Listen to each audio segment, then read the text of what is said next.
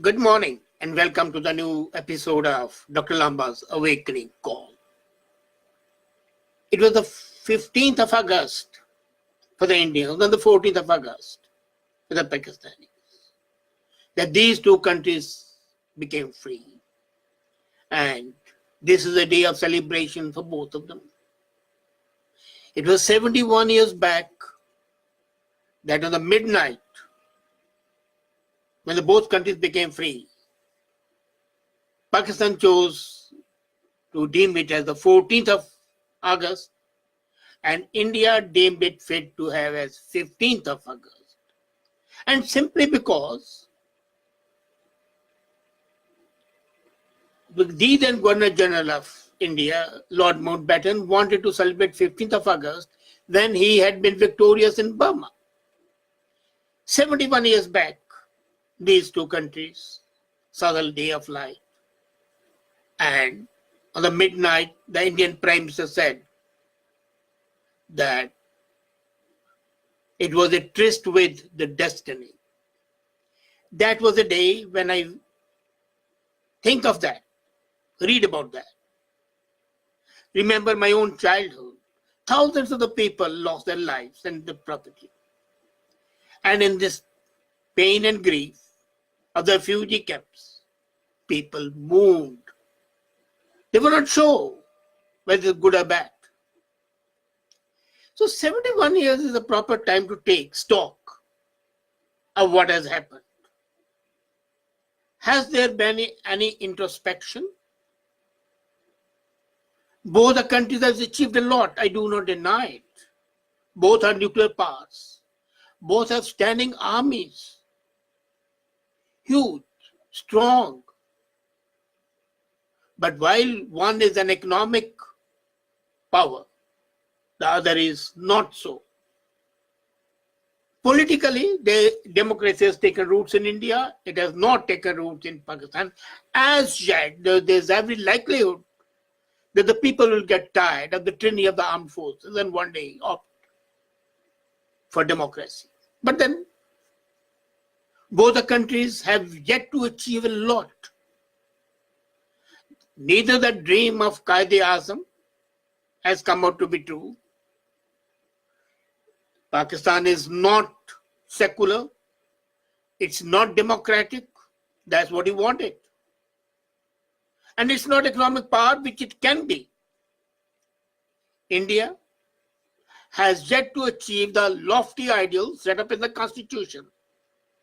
And they were to secure for its citizens justice, social, economic, and political, liberty of thought and expression, belief, faith, and worship, equality of status and opportunity, and to promote among them all fraternity, ensuring the dignity of the individual and the unity and integrity of the nation.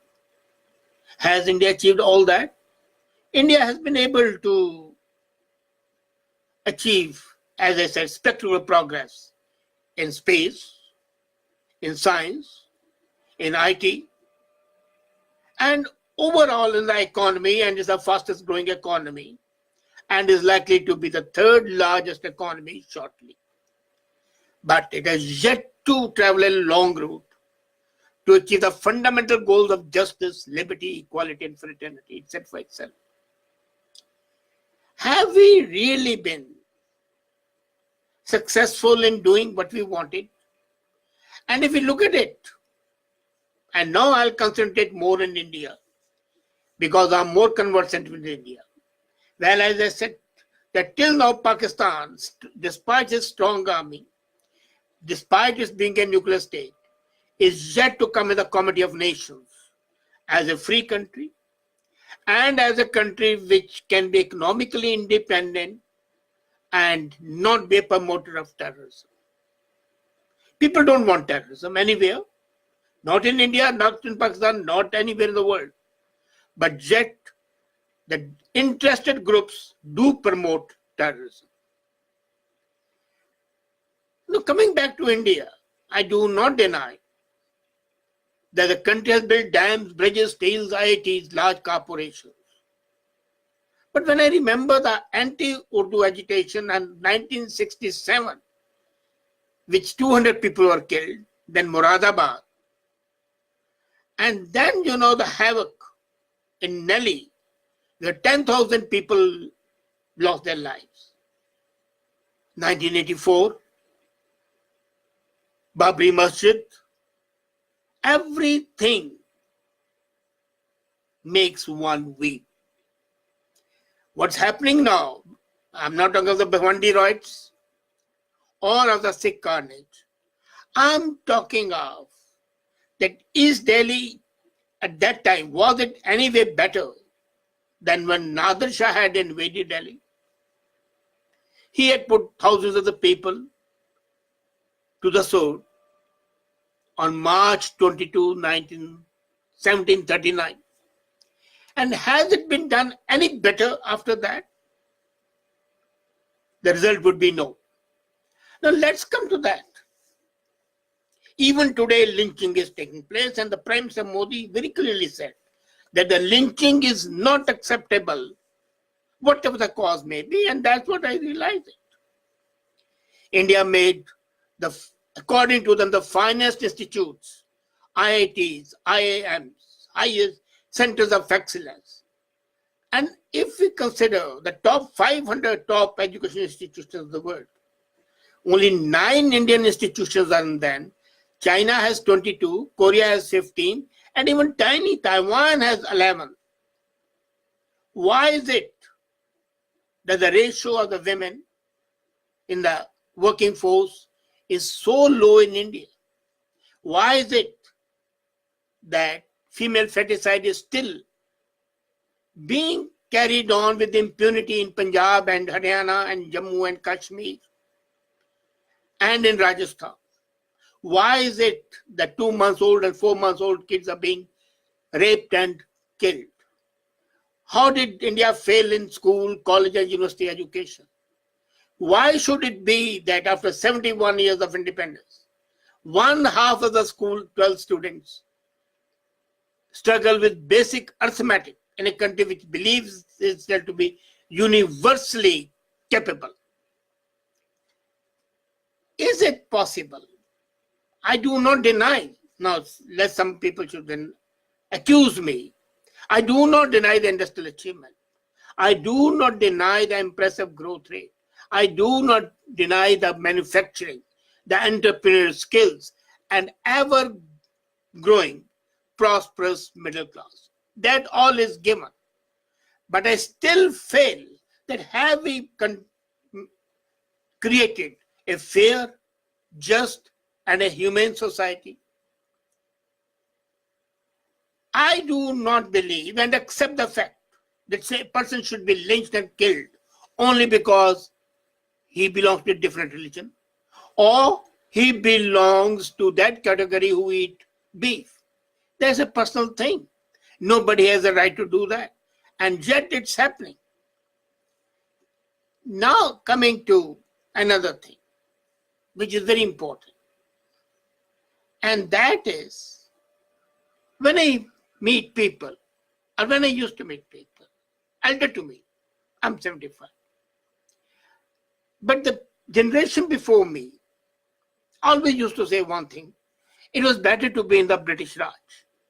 There was a yearning, there was a desire to go back to that time, to that era when India was still a slave country, when India was under the iron heel of the British imperialism, which was extremely, extremely oppressive. But even then, people here, I'm amazed, yearn for that. Why? They say law and order was better. They say corruption was less. It wasn't less. Law and order was not better. Police always has been in India an agency of oppression and terror, as a matter of fact. So it has been in Pakistan. So why is it that those people yearn for that? One reason is that the people always think that the past is good, past is golden and present is bad, which is a psychological matter. But nobody can deny the fact that at the lower middle class and the poor classes, while economically they were subservient, yet by and large they were left free. They were not covered down. Now coming to India today, and let me tell you, what is happening in India is happening many times more intensely in Pakistan. We say we are free. Are we really free? Do we have no fear? Fear of false cases? Fear of being oppressed because of the religion, caste? Fear of being a Dalit? Fear of being a Muslim? Fear of being in North Indian and South Indian, and a fear of being a non-Marathi in Maharashtra? Fear of being a Punjabi in Northeast, or a Kannadans Northeast? Fear of the Northeasterns of being considered as Chinese in Delhi? That is one part. We say we have fair elections. Do we have? What about the booth capturing? You see, until and unless our psyche changes, until and unless we start considering ourselves as human beings, we cannot make a fair, just, and a humane society. And that's what the free countries should do. Politically, we are free within ourselves. But what about the global order? Do we have the courage and the capacity to go against the wishes of the so-called superpowers, be they Russia or be the USA? We try to find out the ways to placate them. Why? Do we have a right to enjoy and celebrate a freedom that has done nothing to salvage and nourish? Do we think that we have done our best to ensure the sacrifices of the freedom fighters, so that those freedom fighters might not think that their sacrifices have been in vain? Are we conscious of the duty to them or to our own country? It's time now to contribute towards the freedom that we enjoy mindlessly. Our concept of freedom is a mindless one. I've always been talking about the mindfulness. And we need mindfulness here in this country as well. And of course in Pakistan. When I say this, I include Pakistan because Pakistan needs much more. Freedom can be enjoyed only if you shoulder the responsibility that comes with it. We talk of the rights. Who talks of the responsibility? So we need to shape up and do our bit. Right from the most powerful industries in the country to his 5 Karmchari working on the roads, everyone has a job to do. Are they doing it honestly? Are they doing their responsibility, performing their job responsibly towards the nation? And if we do not, do we have right to expect something? You see, what's required in India and in Pakistan, of course, practically all over, but then I'm concentrating on India and Pakistan. We need to work towards a larger purpose, towards the universal spirit of being Indian. We can stand happy and say India is shining our shed in, but we have to understand our weaknesses to begin with. Let us start small.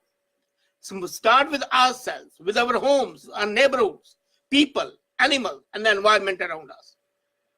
Can we make that better with the resources available? Let's gather ideas, let's debate, let's raise our voices and be part of the dialogue or create a dialogue that is sorely needed.